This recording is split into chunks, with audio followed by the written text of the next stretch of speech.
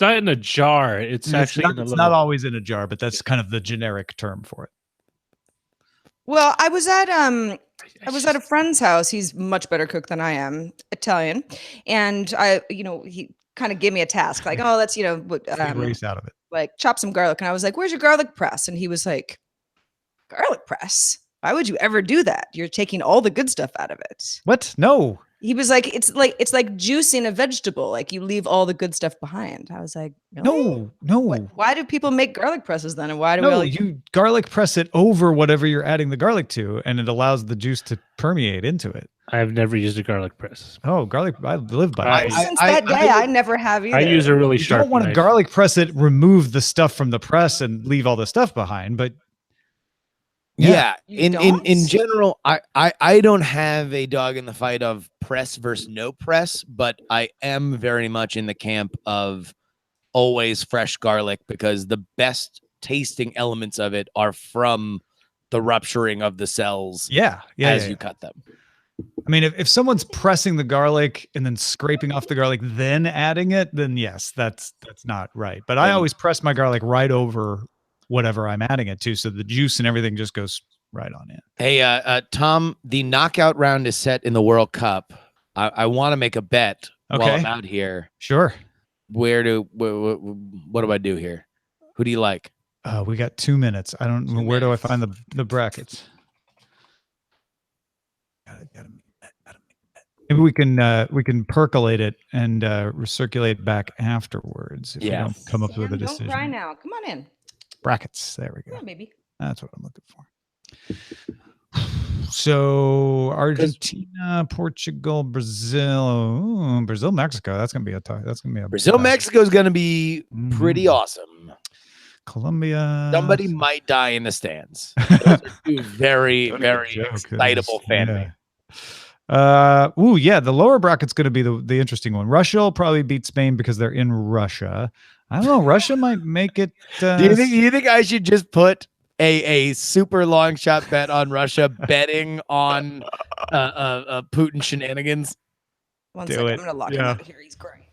Sammy, what's going on, kitty? I'd say Argentina, Brazil in the semis for the upper bracket in the quarterfinals. In other words, I don't know. Russia probably, and Russia is a very bad team. If they were to. If they were to win a single game, it would be almost undeniable. I don't think they'll go to the finals. Don't get me wrong, but I think they've got momentum because of the home crowd coming into the brackets. They probably fall to Croatia, and then Colombia? Croatia is immediately annexed by Russia. So who wins it all? Brazil or Argentina? Whoever wins the semis wins the whole thing. Probably. I would say my two long shot favorites are either Colombia or I kind of like England.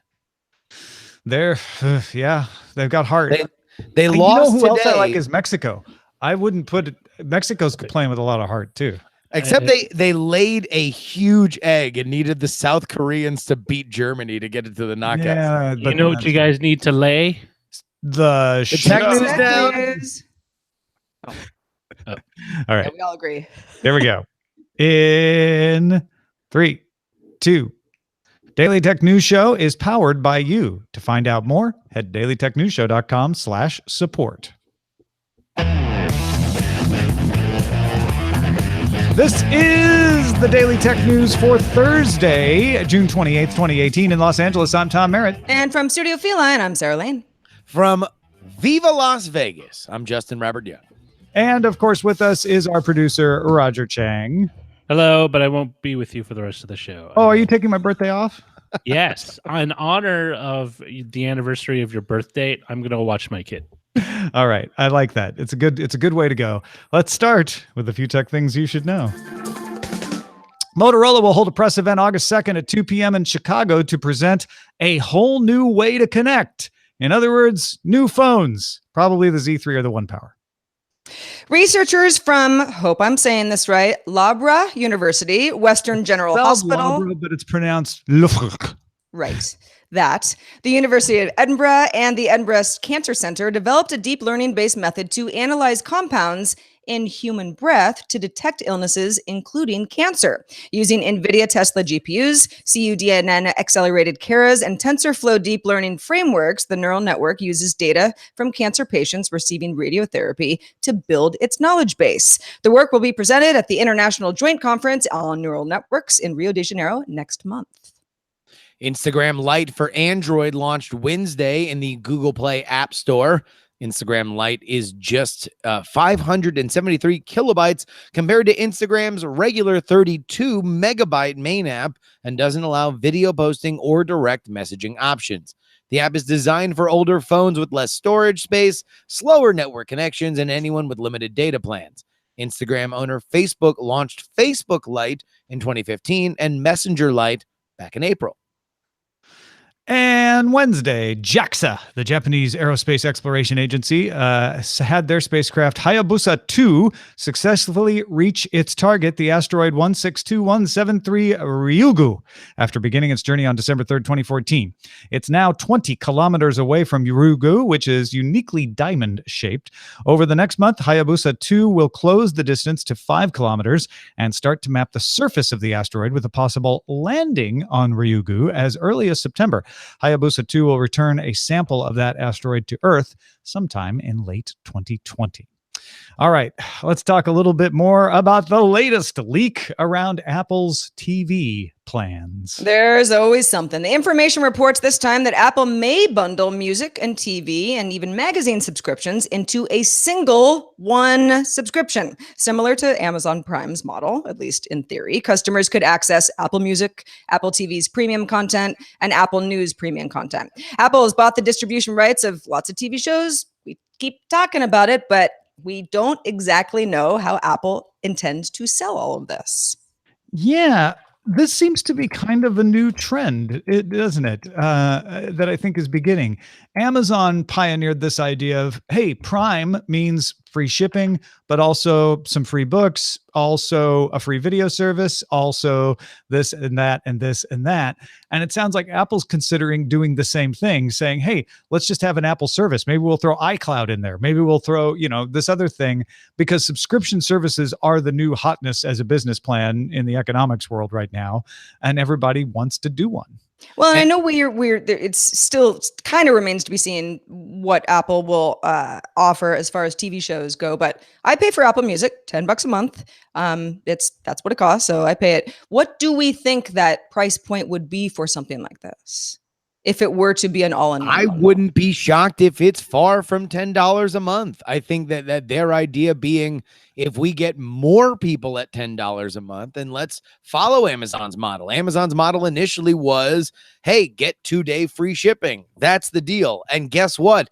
The deal opposite to Lando Calrissian and the Empire only gets better every time that they make an announcement. So they are always adding new reasons why. And yeah, the price might go up a little bit here and again, but ultimately, I think Apple's best play here, which, by the way, they have been terrible about subscription stuff previously. Their web services have almost historically been counter to the rest of that company, a gigantic failure point for them up until Apple Music became a major player in that field. So the idea that they could do it, I think, is, to me, very, very interesting, because if they are able to make it succeed, if it's more like Apple Music and less like iCloud, that is a good way that they can immediately turn on the gigantic user base they have that can hit their, I will subscribe, because Apple already has our credit cards. We can hit that in one button immediately. I think you might see them go with like $15, maybe even $20, because they're Apple, and they know they can get it. And bundle in as much of those things together. I'm looking at DC Universe that launched today too, where instead of just doing an unlimited comic service like Marvel does digitally, they're doing comics and TV shows and movies in the DC Universe produced by Warner Brothers, both the old Superman movies from back in the day, but also upcoming originals. I think we're going to see more of these kinds of things. And the prices are going to be all over the place, because it's a brave new world. Nobody really knows what the proper price for this kind of bundled service is. But very few people other than Apple and Amazon have the ability to go at scale that they do. And that's why I think they're going to try to make it a killer price point. Niantic announced it will open its AR platform to third-party developers. The platform is used in Ingress, Harry Potter Wizards Unite, and Pokemon Go. Niantic is also acquiring London's Matrix Mill, which focuses on computer vision and machine learning. Niantic recently acquired Escher Reality, which does cross-platform shared AR experiences. Niantic showed off new techniques thanks to the acquisitions, including one that allows Pikachu and other creatures to hide behind real-world objects and low-latency connections for shared experiences across devices. Developers can find out more at nianticlabs.com/developers. It's pretty smart for Niantic to say, we're going to take the platform that we're using in multiple places and open it up to third parties and monetize it that way as well. Because I don't think they lose anything from that. Well, not when their biggest hits are IP licensing, right?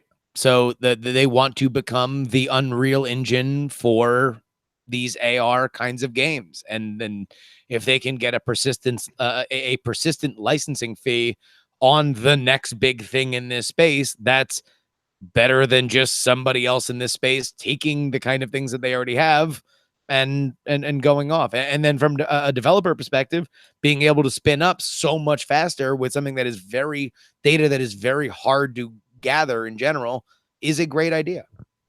Yeah, it seems like an aggressive expansion because it's not just the company saying, we can't possibly do all this AR ourselves. Let's open it up to third-party developers and make something like Pokemon Go a bigger thing than what we would do. They're also buying companies to aid this effort too.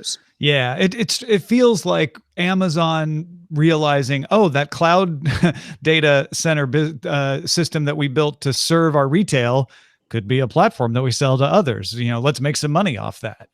It feels like the realization of, oh, we built all this stuff. We had a few more pieces by acquiring a few more companies, and suddenly we've got a pretty amazing offer. Also, Pokemon Go just added friends and trading this month, something that you would think would be a key feature to a Pokemon game at launch day. They do not move very fast. This is a way for them to make money with other people that are moving faster. Google has invested $22 million in KaiOS. That's KaiOS. It's a company that makes an operating system for smart feature phones. These are basically feature phones that have limited app use, but they do have a sort of an app store kind of feature. They're just not as powerful as your high-end smartphone. KaiOS is based on a fork of the now defunct Firefox OS. And because of the investment from Google, KaiOS will integrate more Google services, things like Search, Maps, YouTube, Google Assistant, etc. Feature phone sales are growing faster than smartphone sales right now because feature phones can have apps and things like that. So they're almost as capable as like a Trio was back in the day. And Counterpoint estimates that KaiOS shipped about 23 million phones in Q1. That's up 11,400% on the year, although it's always high when you go from a very low number at the start. KaiOS runs on the Jio phones from Reliance in India, making KaiOS the second most popular OS in India behind Android and in front of iOS. KaiOS also runs on the phones that HMD makes for Nokia, runs on Micromax, runs on Alcatel.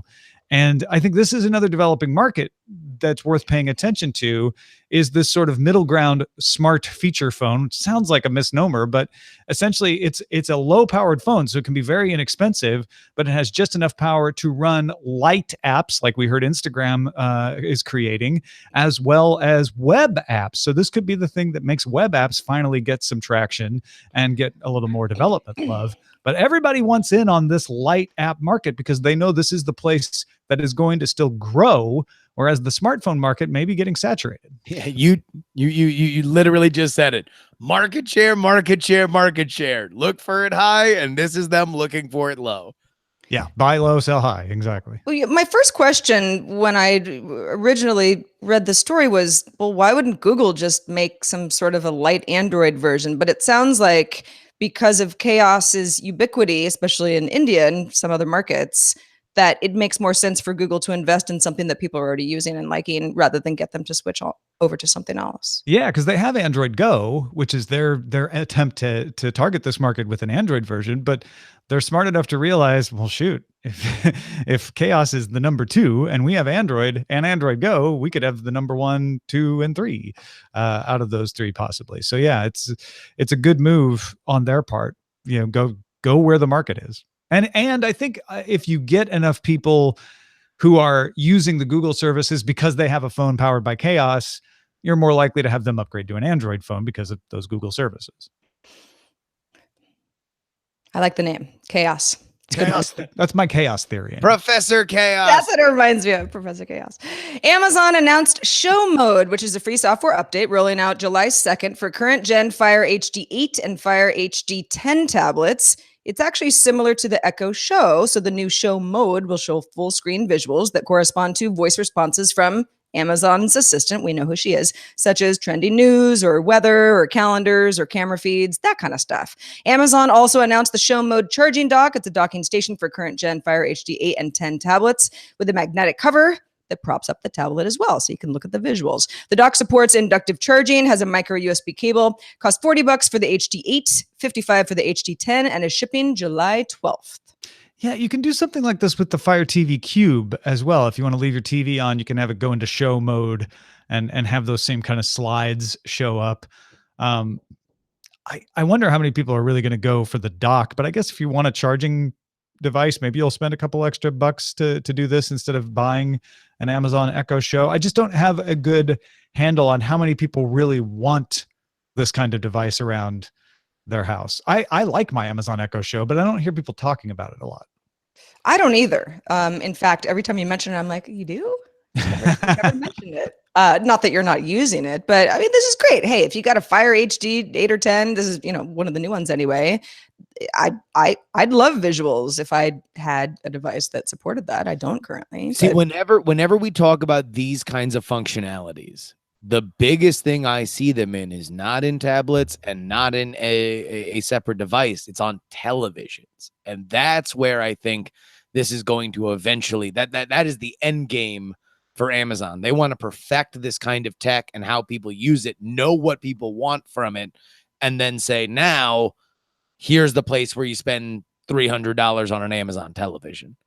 I wonder how many people out there will use this even more like a television. People use tablets like televisions, especially younger folks in smaller places where they might have to have room to put a big LCD or big LED screen somewhere.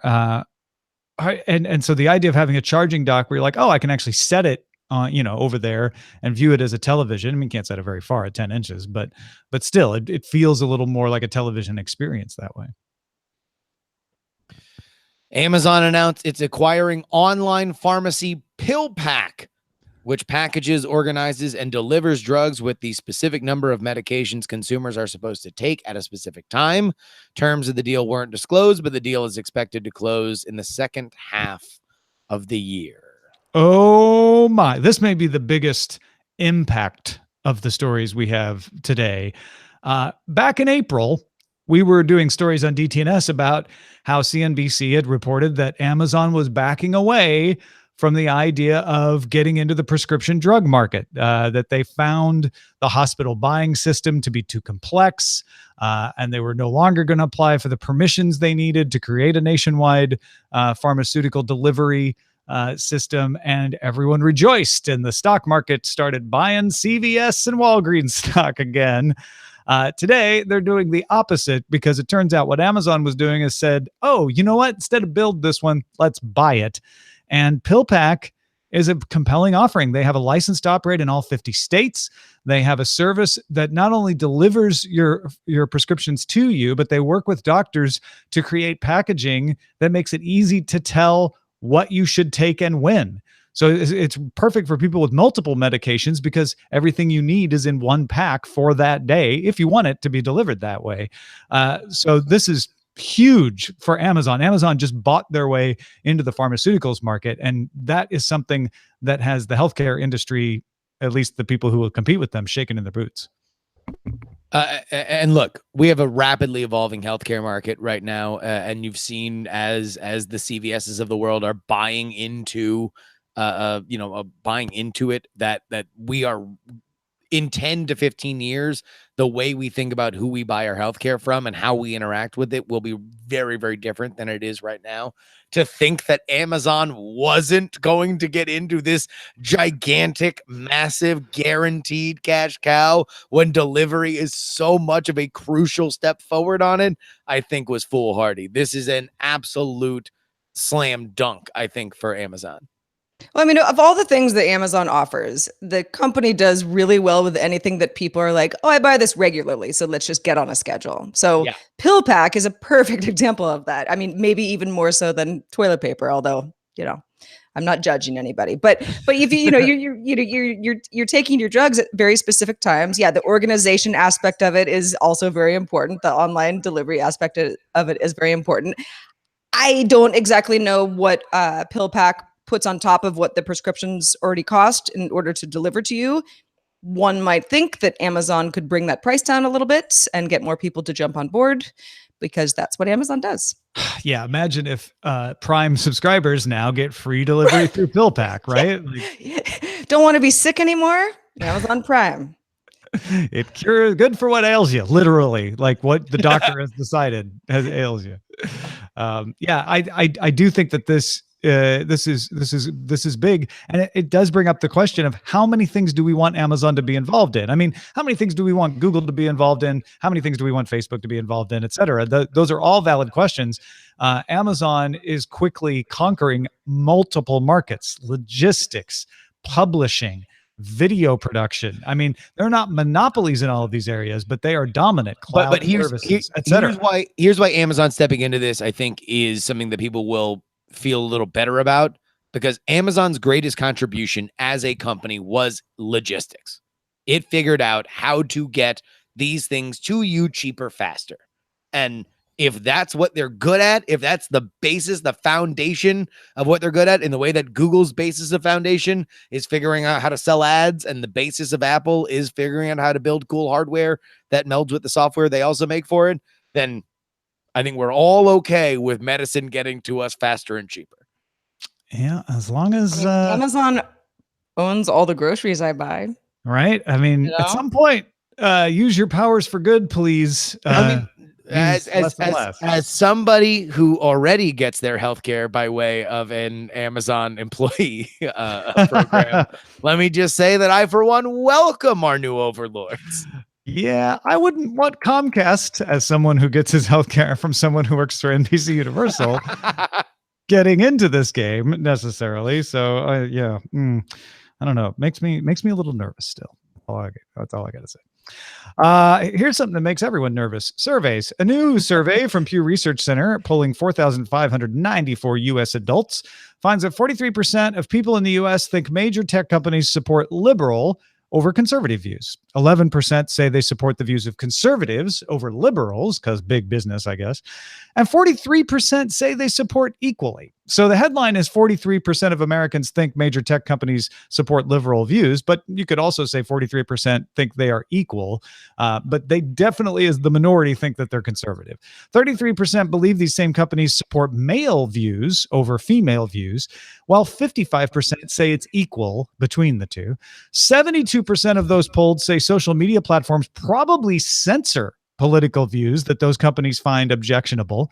53% of people in the U.S. think it's more important for people to feel welcome and safe online than it is for people to be able to speak their minds freely in digital spaces. So they say, oh yeah, they censor, but most of us think that's okay. 74% said the impact of major technology companies on their own lives has been more good than bad, while 36% of Americans say the impact of these companies on society as a whole has on balance been more bad than good. So even though they say, oh, they're censoring, they're probably liberal, but you know what? They still have improved my life. And 51% of the U.S. think they should be regulated more, though interestingly, America ranked tech companies behind Pharmaceutical companies, although one's becoming a pharmaceutical company a little faster than others, pharmaceutical companies, banks, advertisers, and the energy industry all thought to have too much power and influence in the economy, more so than tech companies, even though tech companies are the biggest companies in the US by market cap. Well, I mean, I'm not going to go through these line by line, but companies supporting male views over female. And again, I was not somebody that was polled in this study, but one would think that would be the case just because most of these businesses are predominantly run by men. So that would just be something that you would probably think.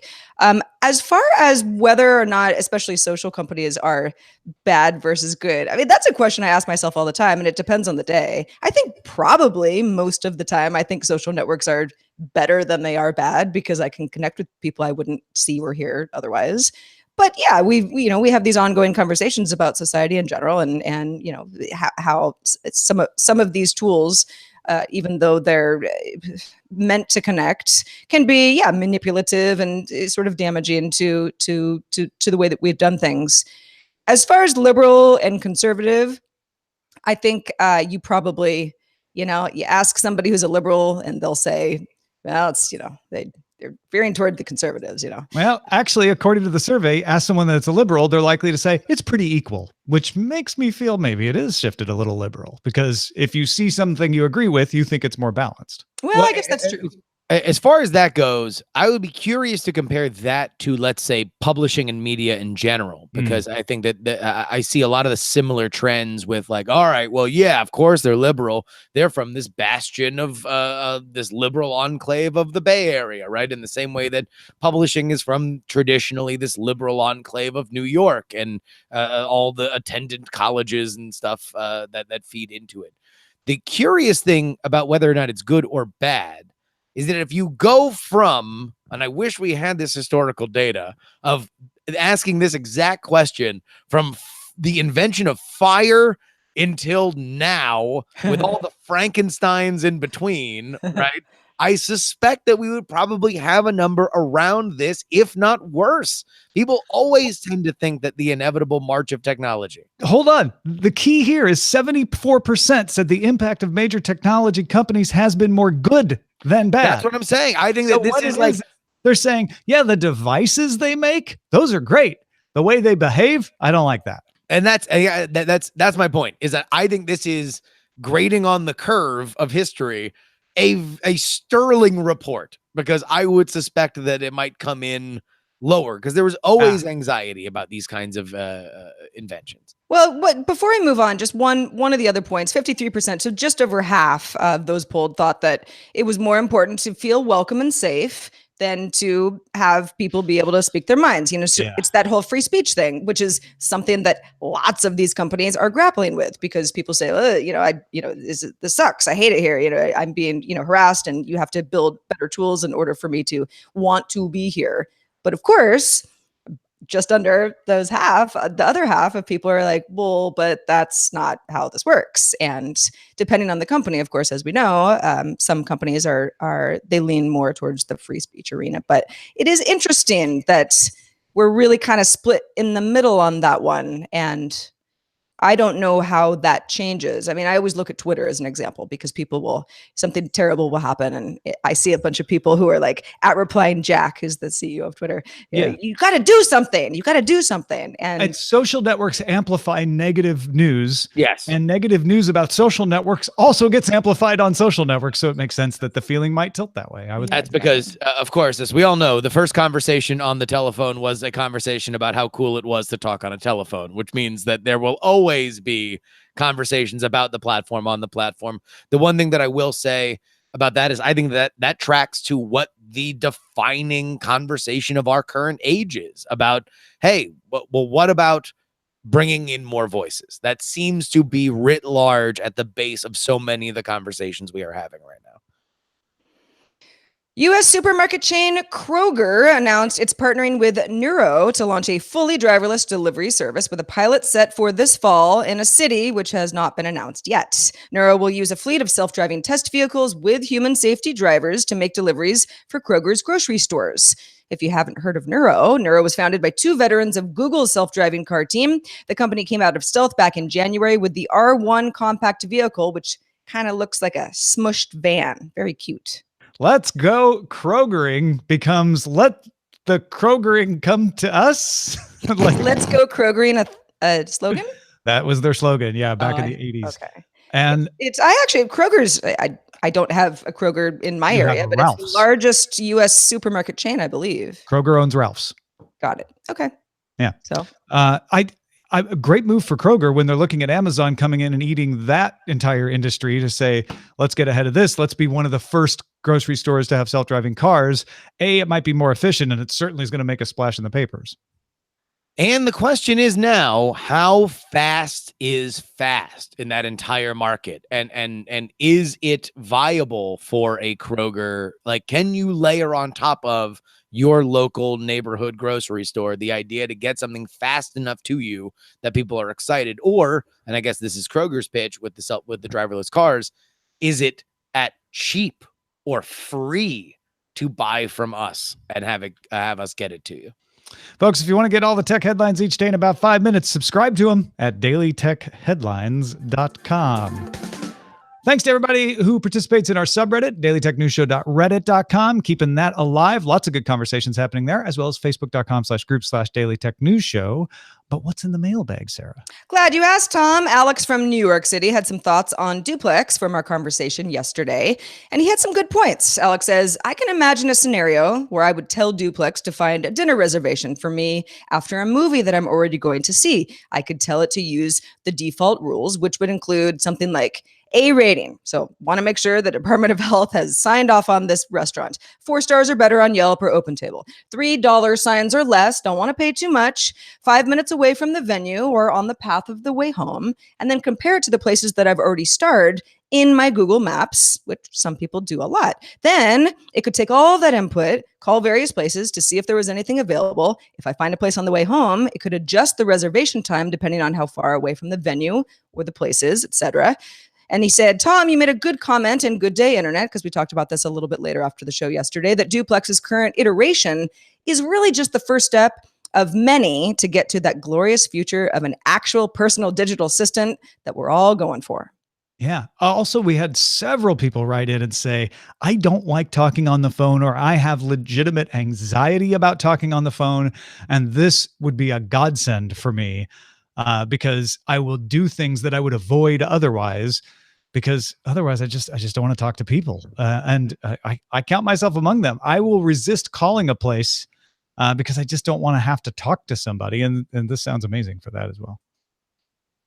Justin, what do you think? Are you weirded out by the realistic Google Duplex voice, or is that not an issue for you? I actually wish that we would get to the step beyond this where Google can just make a realistic, or just a computer that can talk to my computer for everything. Like, if this is the bridge to get to there, where we have to have a fake human talk to the human because the restaurant isn't tech savvy enough to put something on, their website or something like that I can just interact with in a more granular way, then sure, I'm fine with it. But also, like, I used to be a reporter, so calling strangers was kind of my job for a bit. I have a little bit less anxiety about calling random people, but I would also like to be able to just do it in 5 seconds on an app. I always prefer to use an app in any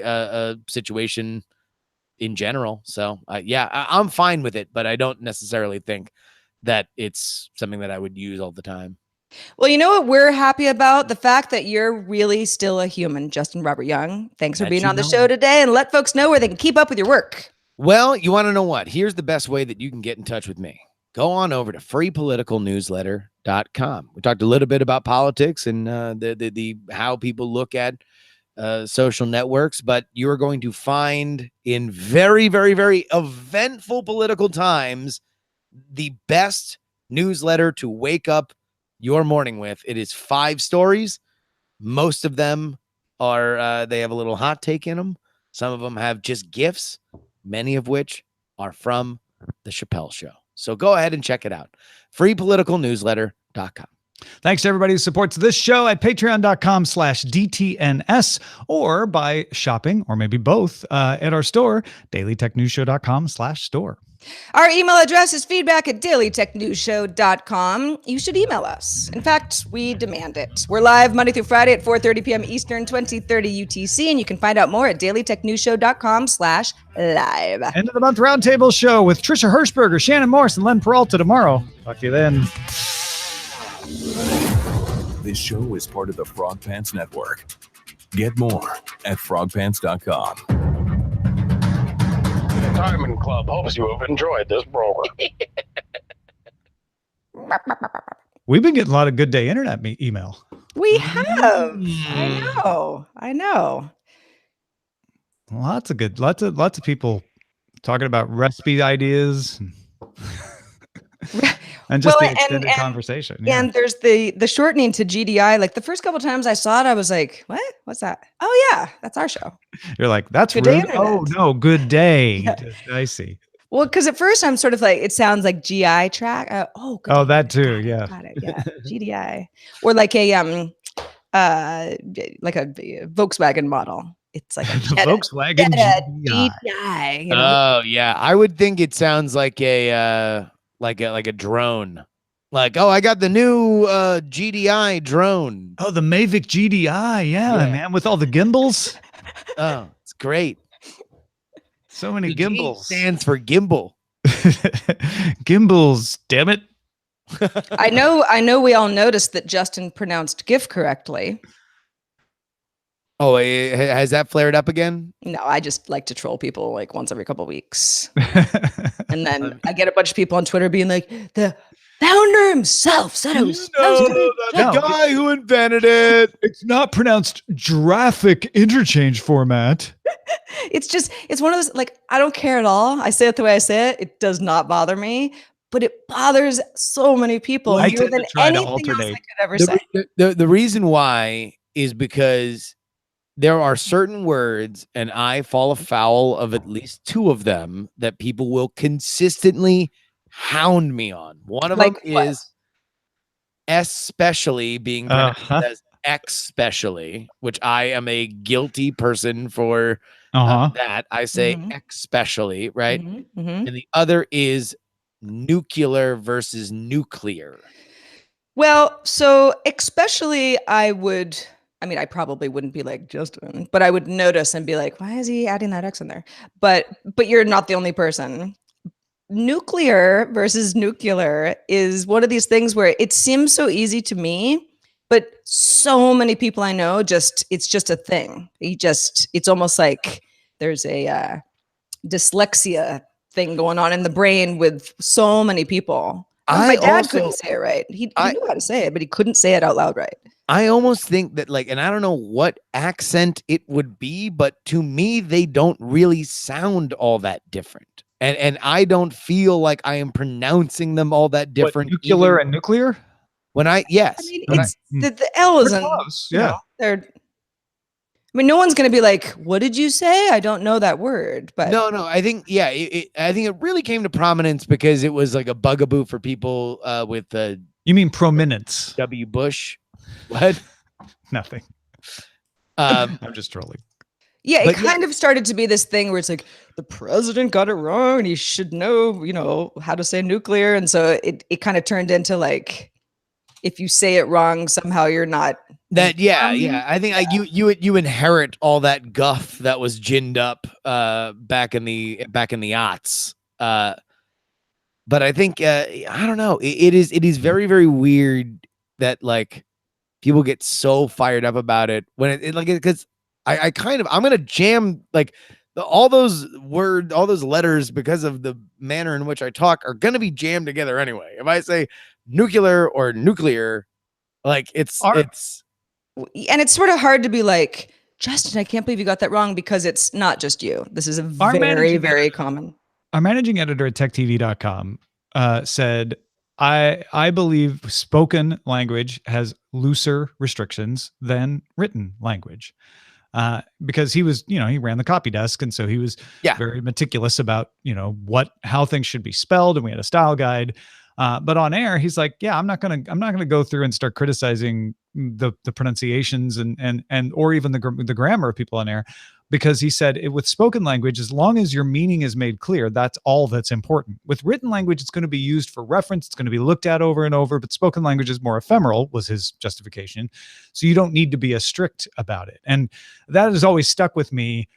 I try to pronounce things correctly as often as possible, but I also don't really like crack down on people if they're pronouncing something consistently, like especially or nuclear or whatever.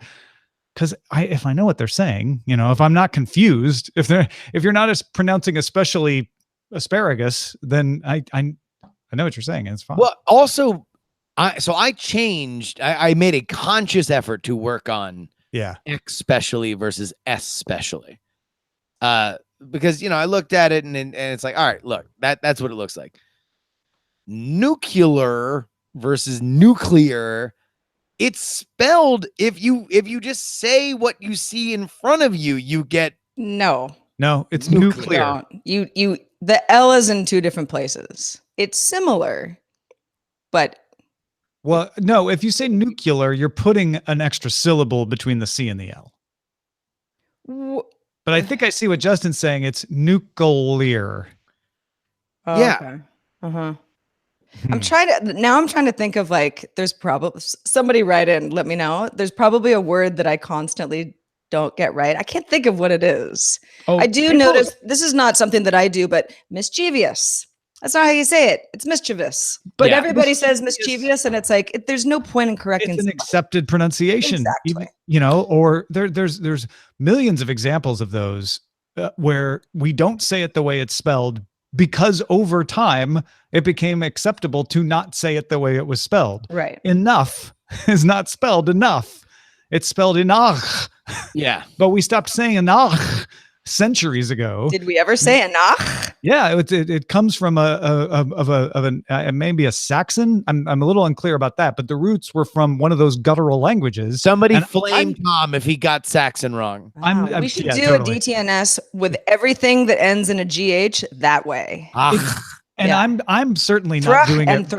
I'm certainly not doing it right the way it was originally done in whatever guttural language it originated in.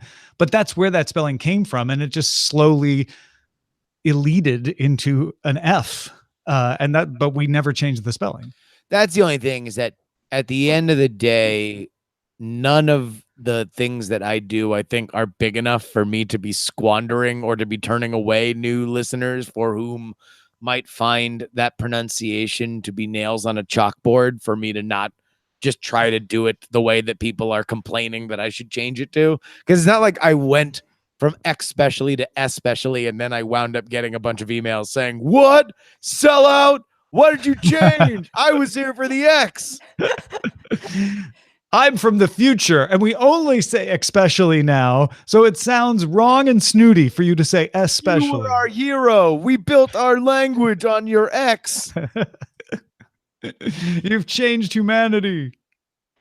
Well, or how about, the phrase, I could care less. That's how it's wrong. It's wrong. It's the opposite of what you mean. It's I could not care less. Okay, right. But just sort of explaining that to someone is just like, there's just no point. We all know exactly what you mean. That's the thing. It's like, I get people who point that out, or even sometimes compliment, like, I was so glad to hear you say I couldn't care less, because that is the correct phrase. And it's like you say, Justin, like, I try to say it right because that will cause fewer emails. But when someone says I could care less, I know exactly what they mean. That actually bugs me, because that's just a turn of phrase. And whether or not it makes literal sense, we don't care about that with a million different things. A million different turns of phrase don't make literal sense or are almost the opposite of what we are saying. It's just that we know what that means when you use that turn of phrase. It's just a funny way to be, because the whole point is like, I don't care. So it's like, if you were, you're driving that point home, it's a funny way that we've evolved to, to send that message. I don't know where it came from. I don't know if it was just people getting it wrong enough that we all just adopted it, but I don't think I would. I don't know. Someone will have to. I couldn't care less. I could care less. I think I would say I could care less. I could because care that less sounds is more like you're just kind of vernacular. Yeah, no, I think it's just I don't know. Somebody I could care less, but I don't because that's how little I care. I'm not even going to bother to try to care less. Yeah. I care like a grain of sand. That's how much Just I a care. little. So it's not, I literally could care It's not less. infinity. Yeah, maybe I could care less is more precise. Like, listen, I could care less, but not I will much. not. Because I think on an old Good Day Internet, I'd said, I made a joke of like infinity plus one, and Roger was like, "Well, but infinity is already infinity." get out of here. I'm Yeah, glad and I was Roger's like, not here. I'd yell at him. that's something that people Well, say because that's Literally. because it's an emphasis. yes, no, that is a literally.